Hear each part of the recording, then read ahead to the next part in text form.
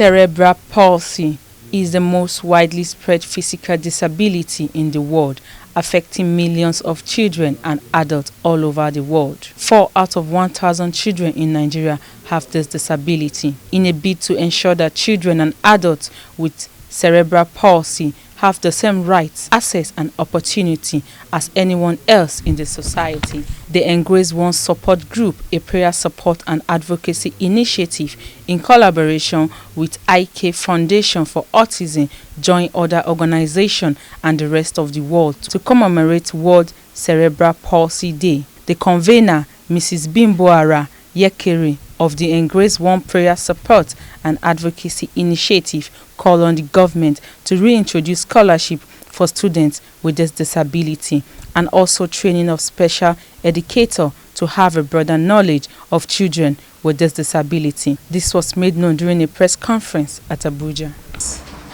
Government should reintroduce bursary or scholarships to students with cognitive disabilities, while employment of physiotherapists, occupational and speech therapists in all government schools should be of utmost importance. Training and retraining of special educators to have a broader knowledge of children with cerebral palsy. Computer-based educational programs should be adopted. Like I talked about their hands and all that.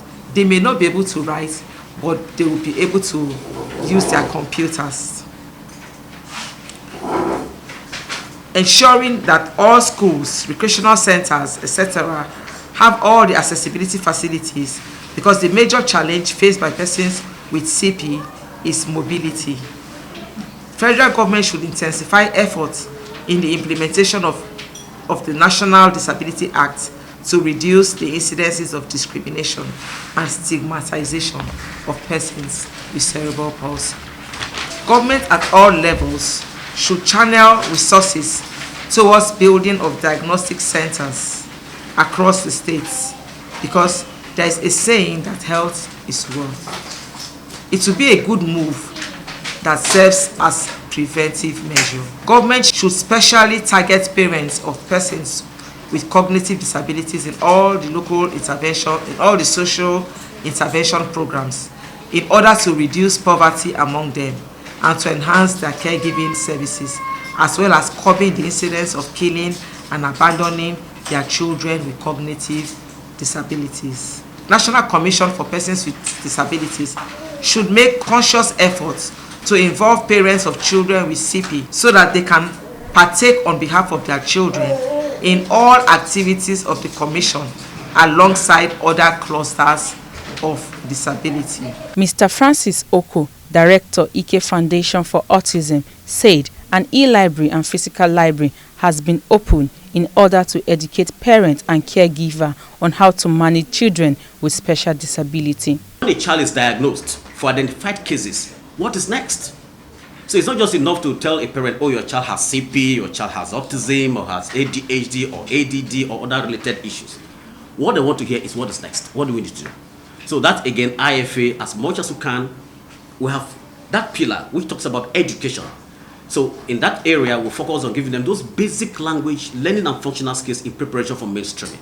So that child that has cerebral palsy or autism or other related needs might not be able to function within that classroom setting.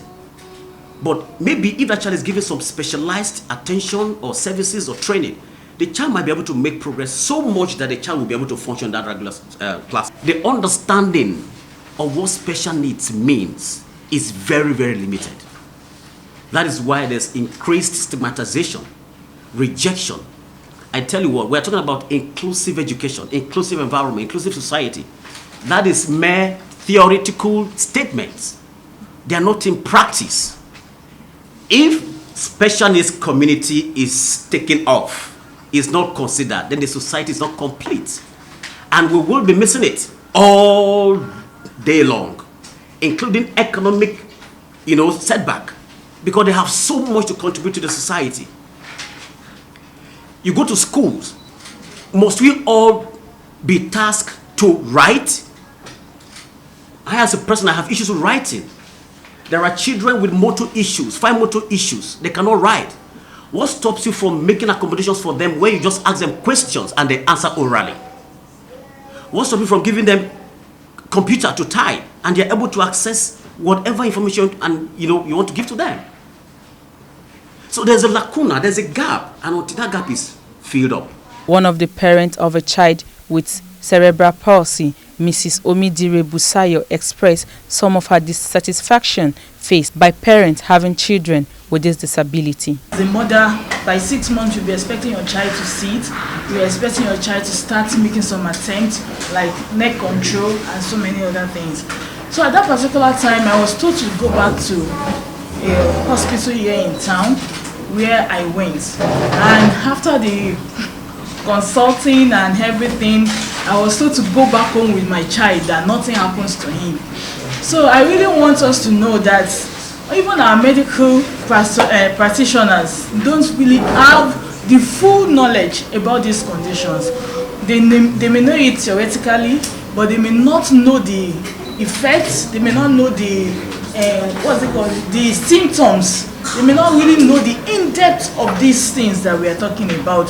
So at times when we go to hospital, we should be able to talk out as parents. We should be able to tell them, this is what I feel, this is what I observe. Is there anything about this? And I remember that day, I insisted. I was like, no, something is wrong. This boy should be able to do this at this particular time. At least, if nothing, neck control should be there. And I was directed to the physiotherapy unit. Let me just say, Asokoro Hospital. So when I got to the unit, the physiotherapist that I met there just told me that, Madam, it's like you are learned. Go and research on this thing and read about it yourself. You don't need to disturb yourself. Just go, take your phone and Google it. You'll see everything that you want about the condition. That day I cried my eyes out, as in I was not myself. And that day I vowed that I am not going to take my child to that hospital again. Dorcas Olariwaju, Voicetv, Nigeria.